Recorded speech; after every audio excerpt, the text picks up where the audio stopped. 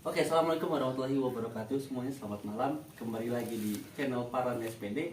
Hari ini saya Fikri Junaidi dan juga teman saya Padri Maulana ingin menceritakan sebuah kisah yang sangat menarik nih. Tapi narasumbernya yang biasanya itu adalah pemilik akunnya. Sekarang kita yang jadi co-host dan co-hostnya ya. Ya, Oke, betul. oke teman-teman. Sebelum itu kita perkenalan dulu. Nama beliau adalah Bapak Parlan, ya Bapak Parlan yang akan menjadi narasumber kita untuk acara hari ini. Di acara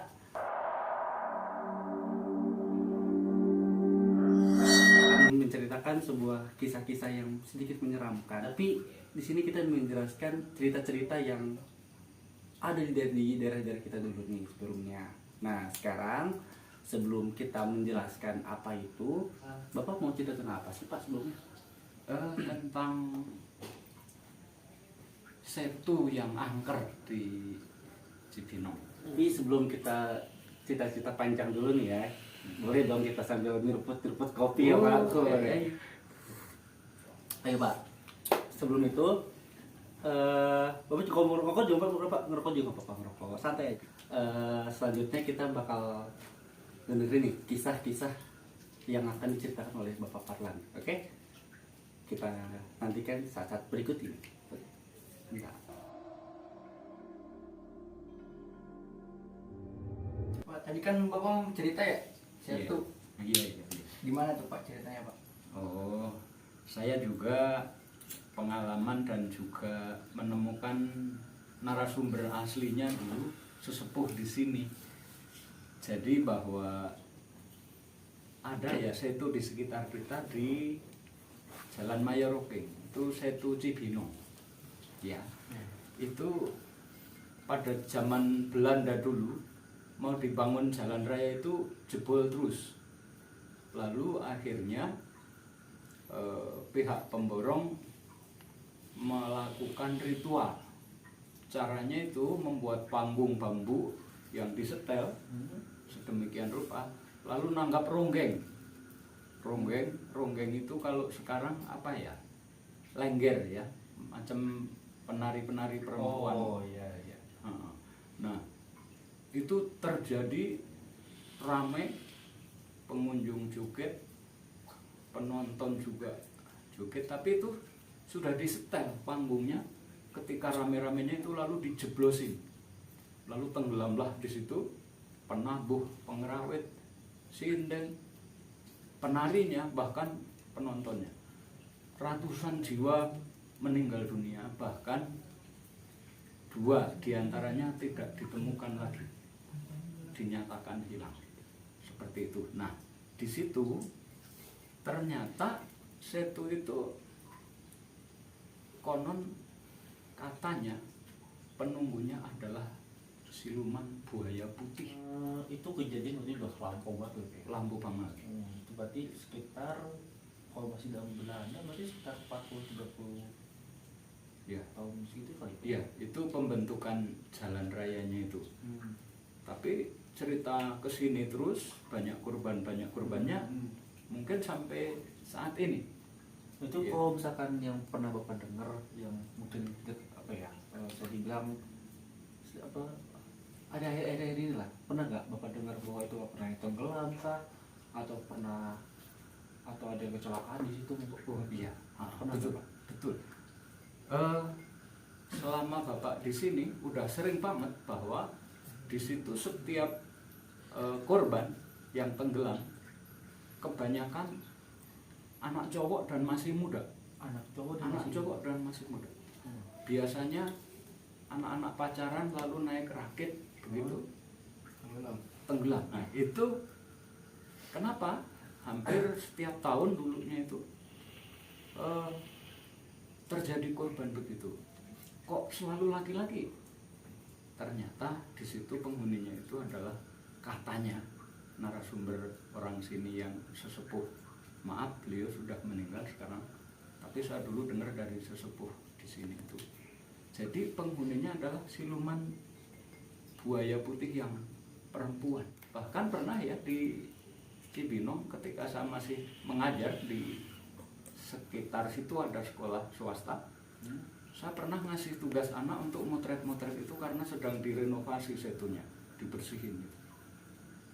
Terus tiba-tiba saya terbangun siang kan tidur pulang sekolah tuh. Iya. Dengar berita ada anak tenggelam di Setu Cibinong. Karena saya merasa paginya ngasih tugas, buru-burulah aku lari ke arah Setu itu. Dan ternyata memang anak SMP yang tenggelam. Dari jam 2 siang ditemukannya itu udah menjelang maghrib.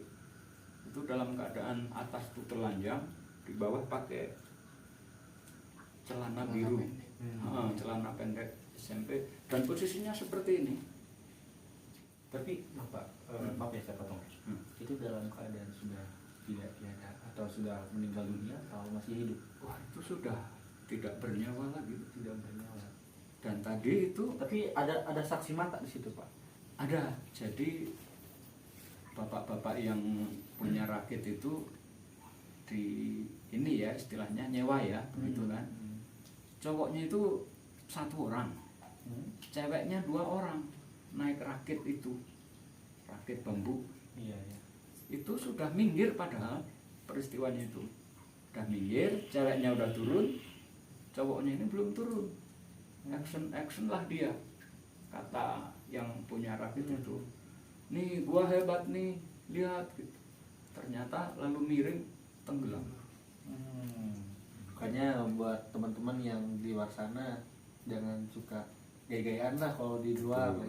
Apalagi tempat-tempat gitu ya. yang Kalau mau angker, gaya-gayaan di rumah aja. di rumah seperti sekarang Kapan ini kan kita. kapan? Di rumah aja. Nah itu maka hati-hati saudara-saudara yang di luar sana, karena biasanya Setu ini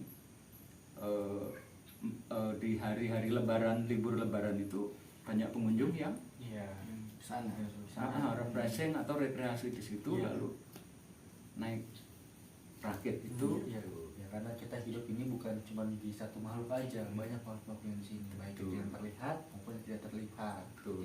Itu intinya bahwa di situ memang indah itu. Kalau mendengar konten kita ini insya Allah untuk pembelajaran sekalian untuk hiburan. Sekali lagi tidak bermaksud nakut-nakutin biar Cibinong, Setu Cibinong nggak ada pengunjung, bukan. Cuma lebih hati-hati. Kalau pada rekreasi selfie-selfie terutama yang berbau-bau sungai, Setu itu lebih waspada. Ini kita bukan berarti percaya sama apa ya, tahayul, tapi memang kan di agama kita juga kalau goib itu ada ya, memang ada beberapa.